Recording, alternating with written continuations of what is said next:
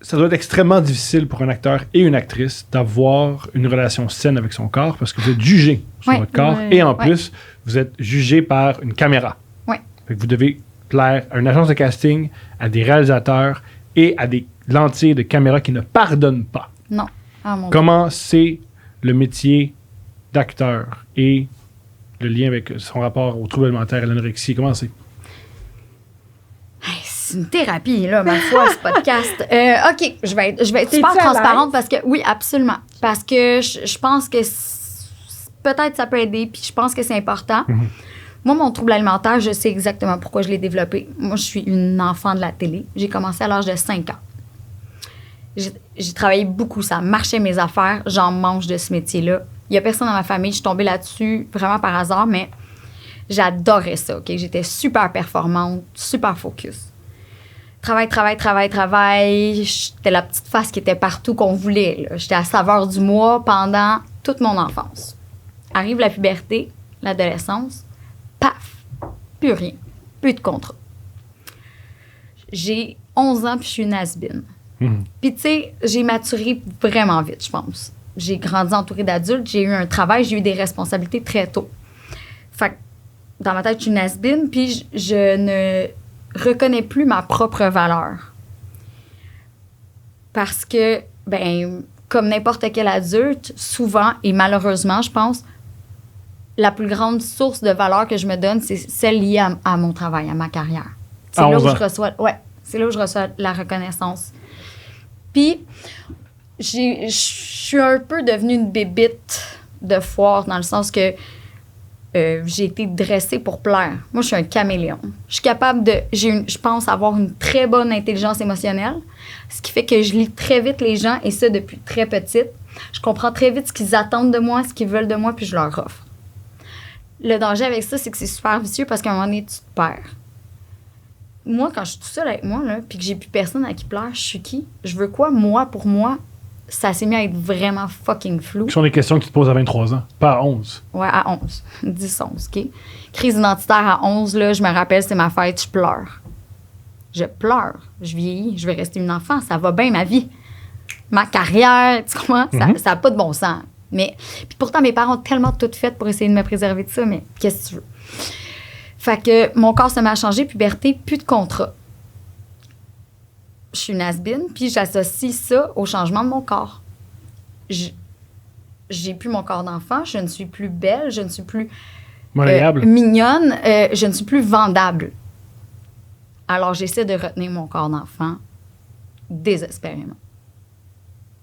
Donc, maigrir, pas prendre de forme, alors que à mon grand âne, et pourtant, j'ai une génétique voluptueuse. Tu sais, moi, toutes les femmes dans ma famille ont des très fortes poitrines. Puis t'as vu, là, je suis mini, là, je fais 5 pieds, et puis, tu sais, je suis assez menue, puis j'avais une très, très forte poitrine, tout ça, puis que je voulais pas ça.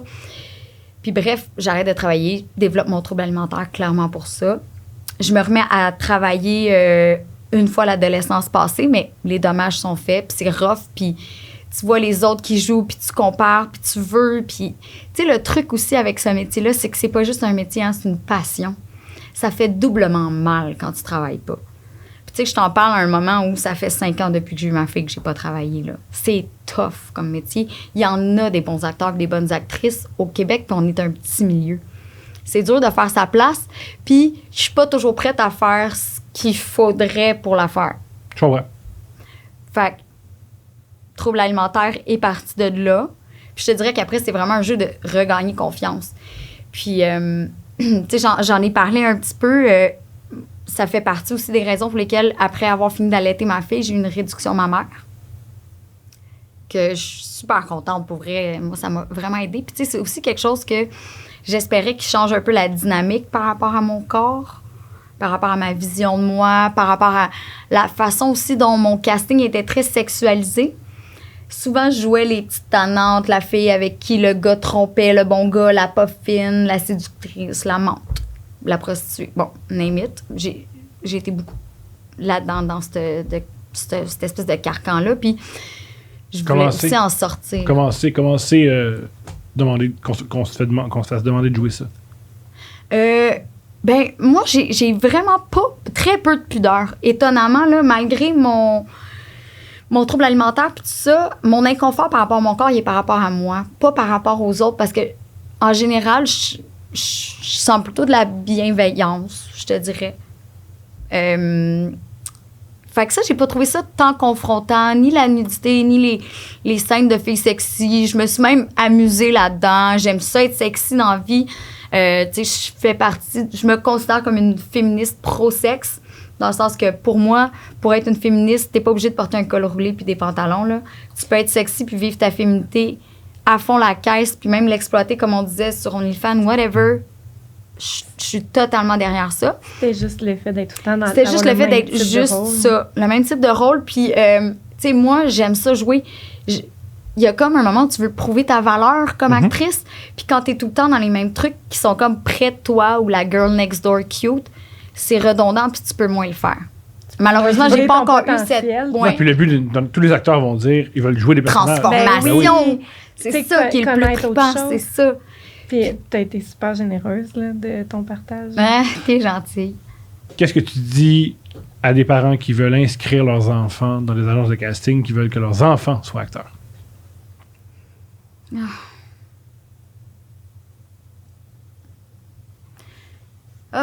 C'est dur, ça. Parce que ça m'a amené tellement d'expériences malades, puis de rencontres géniales. Sauf qu'en même temps, ça crée un manque quand tu l'as pas. Puis c'est aussi encore malheureusement tellement rough pour les femmes, là, à cause justement de l'apparence, là, puis de la pression qu'on met, que je pense pas que c'est quelque chose qu'il faut souhaiter à son enfant. Tu sais, moi, c'est moi qui voulais. J'aimais ça, regardez-moi, blablabla, je parlais bien. Fait que ma mère m'a comme inscrit à ça, puis un cours de ballet de jazz. C'est ça que j'avais demandé, tu sais. Fait que je trouve que ça, c'est quelque chose de plus simple et naturel qu'un parent qui pousse son enfant vers ça. Mais qu'est-ce que... Je suis dans le milieu de show business. Ouais. C'est pas sain. Non. C'est pas un milieu sain. C'est de la merde. C'est pas un milieu sain quand t'as 29 ans. Imagine comme un enfant. C'est ça. Je trouve ça... Moi qui connais un peu le show business... merci d'ouvrir là-dessus. Je dirais... c'est fou. C'est une Personne m'a jamais parlé de ça, C'est tellement. une très mauvaise idée d'envoyer son enfant sur un plateau de tournage. Tu sais ce que je te... OK. Déjà, là, je serais très réticente pour ma fille. Un peu moins pour mon garçon. Je vois une différence. Ouais. Encore là, pour avoir des amis qui ont été des enfants qui... Comme n'importe quel joueur de hockey qui se ramasse très jeune avec beaucoup d'argent, beaucoup de reconnaissance, la drogue, tu sais. Beaucoup de responsabilités. Beaucoup de responsabilités. Il y a souvent des dérapages, là, tu sais. C'est pas idéal. Non. Dans les deux, parce que c'est un autre truc pour avoir rencontré des enfants acteurs devenus adultes. Ouais. La plupart disent c'est très bizarre d'avoir un compte en banque plus garni que celui de ses parents. Ah ouais. Ça, c'est un drôle de rapport que tu as avec tes parents parce que... Moi, là-dessus, mes parents ont été géniaux. Là. Je viens de la classe moyenne. Là. Peut-être que t'étais pauvre, ça. C'est les gens qui disent ça sont pauvres. Ben, c'est la classe moyenne, je veux c'est dire très large. Les gens qui disent que de la classe moyenne sont riches habituellement. C'est Ouais, qui viennent de la classe moyenne! Non, ouais, c'est vrai qu'ils se défendent. Mais oui! Ouais, Les gens qui disent que de la classe moyenne souvent sont riches. Ceux qui disent non, classe moyenne. Non, ils tapent non, OK. Ouais, plus ça, mettons, là, tu sais. Tu sais, mes parents sont des travaillants, je viens de la campagne. Tu sais, mes parents n'ont pas fini leur secondaire, ni l'un ni l'autre. Mon père est entrepreneur qui a essayé de se partir de tout ça. Ma mère s'est occupée de nous. Bref, oui, tu sais, c'est venu très vite que mes revenus étaient considérables parce que je travaillais comme un adulte, tu sais. C'est très payant, la télévision. C'est très payant, puis puis quand t'es en demande puis que tu roules, là, ça peut être vraiment payant. Ouais. Puis moi, mes parents étaient géniaux parce que il y a mille et une situations où il aurait pu de façon légitime se prendre un salaire parce que ma mère a dû lâcher son travail pour me véhiculer, pour passer du temps, pour attendre après moi, pour m'apprendre mes textes. Je savais même pas lire. C'est vrai. Me coacher, tout ça. Et ils n'ont jamais rien pris et ils n'avaient pas de connaissances. T'es l'anti-Britney Spears. L'anti-Britney Spears. Il y avait pas non plus de connaissances tant économiques là, pour les placements, tout ça. Ils sont allés chercher de l'aide, placer mes sous. Ils ont été super stricts que je touche à rien avant d'avoir 21 ans. Mais, man, merci, là. Merci, parce que c'est grâce à eux qu'aujourd'hui, j'arrive à jongler avec des trous de 5 ans, là. sans travailler dans mon métier, tu sais. Puis, tu sais, moi, j'ai dû faire des choix. J'étais une vraie nerd, là. J'étais vraiment calée à l'école. J'aime ça, l'école. J'aime ça apprendre. J'ai de la facilité. Puis, j'étais arrivée à l'université. Puis, un moment donné, j'ai eu un rôle. Puis, j'ai dû faire un choix. Puis, j'ai dû lâcher ma session, tu sais. Puis, au grand détriment de mes parents, tu vois, ils refusaient des rôles quand j'étais jeune. Puis, je me chicanais avec eux parce qu'ils voulaient que je continue à aller à l'école normale puis avoir une vie normale, là, pas avoir un professeur sur les tournages comme d'autres amis. Puis, tu sais, aujourd'hui, je suis quand même vraiment contente de ça, là. Ça a gardé quand même une forme de normalité, là. Parce que sinon, là, j'étais vraiment une bébite sur une planète d'adulte. C'est un truc, tu sais, c'est... Être un artiste, c'est communiquer à des spectateurs une réalité humaine, de la condition humaine. Je pense que ce qui joue en défaveur des enfants acteurs, c'est qu'ils n'ont pas eu d'enfance. Alors, quand on leur demande de jouer une vraie émotion, ils n'ont jamais vécu. Le meilleur exemple, tu vois, un truc que j'aime beaucoup, une artiste que j'aime beaucoup écouter, ironiquement, c'est Céline Dion. Ça me fait rire parce que quand on parle d'amour, on dirait qu'elle n'a jamais vécu. Parce qu'elle est dans une autre dimension. C'est ça! Non, mais c'est une fille, c'est une fan. La vie de Céline, il y a juste Céline qui l'a vécu. Oui. Puis je me dis que pour les enfants acteurs, c'est la même chose. T'as pas de référent. T'as pas de référence? Ouais. Comme tu as de la difficulté à vraiment exprimer c'est quoi travailler 2 jobs pour payer ton loyer, t'as jamais eu à travailler 2 jobs pour payer ton loyer. Ça, moi, je l'ai fait. Mes parents m'ont obligé. Okay. Travailler au salaire minimum. Je travaillais dans une usine puis dans une serre à apporter des poches de caca de crevettes pour enrichir ton jardin, ton potager. Parce que mes parents voulaient que j'aie un sens de la valeur de l'argent. Parce que sinon, tu le perds complètement, là. Complètement, là. Tu sais, tu peux... Dans le livre Sport et divertissement de Jean-Philippe Guérard. Oh oui, Jean-Philippe Barry-Guérard. Ouais. Il en parle de... c'est écrit à la première personne, puis c'est une enfant actrice, puis elle dépense son argent, elle s'en fout. Mais c'est parce que t'as... Hey, c'est parce que... Elle dit elle-même, dans le livre, là, elle dit elle-même, Jean-Philippe, ça me fait rire, wow, je rentre, je fais une voix pendant une demi-heure, puis je fais 20 000 $, c'est dommage drôle. C'est ça. Pas 20 000, là, mais ouais. Beaucoup d'argent, beaucoup d'argent pour très peu de temps. Ouais, c'est ça. De l'argent qui n'a pas de bon sens, tu sais. Ouais, ça, moi, mes parents étaient là en sacrifice. J'ai été très chanceuse parce que c'est vraiment pas tout le monde qui a eu cette chance-là. Vraiment pas tout le monde, mais ça fuck pareil. Mais j'apprends ça à personne que je suis un peu fuckée, là. Je pense pas que c'est une nouvelle parce que qu'ils me connaissent, là. Ce qui est comique, c'est que... c'est drôle que tu en parles parce que l'idée qu'on se fait des enfants stars, c'est ça rend fucké parce que la caricature absolue, c'est Macaulay Culkin, lui qui joue Richie Rich et qui a joué dans... Drew Barrymore. J'ai raté l'avion. Voilà. Oui. Que, le gars, il ressemble. Voilà, que c'est pas... Ça donne pas des enfants forts. Ben, c'est ça. Puis, tu sais, là, c'est à une autre échelle parce que le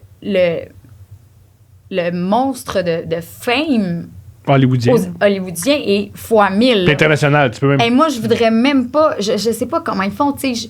Juste garder ici... l'équilibre. Ah, mon Dieu! Tu sais, juste ici, même pour un adulte, là, d'avoir cette... Tu sais, moi, je suis quand même contente de ne pas être Véronique Cloutier dans la vie, là. Puis d'être une no-name quand je m'en vais m'acheter ma crème pour hémorroïdes, là. Tu sais, il y a quand même un... Puis le P, là, maudit que j'aime ça quand le monde vient de me voir puis font comme « Hey, t'as été tellement touchante. » « Hey, tu m'as fait du bien. » « Hey, j'aime ça. Tu m'as fait rire. » « Hey, que je t'ai haï dans telle affaire. » Le monde est cool là-dessus. Mais le monde est cool là-dessus au Québec parce qu'ils sont pas groupies. Ils sont juste contents de te voir comme la blonde du neveu qui voit une fois de temps en temps à Noël. La relation n'est pas la même. Aux États-Unis, là, le monde sont hystériques en te voyant. C'est sûr que ta perception de toi-même et du monde devient fuckée encore plus. Non, mais je t'expliquais, en France, c'est très bizarre que les gens crient quand ils le voient. Comme je suis juste un gars qui fait de l'humour, là. Vous n'êtes pas obligé de crier, là, ce qui n'arrivait pas au Québec. Là. Ouais, c'est ça. Il y a un gap selon la culture, là, puis la société, là, où tu te promènes, là, tu sais.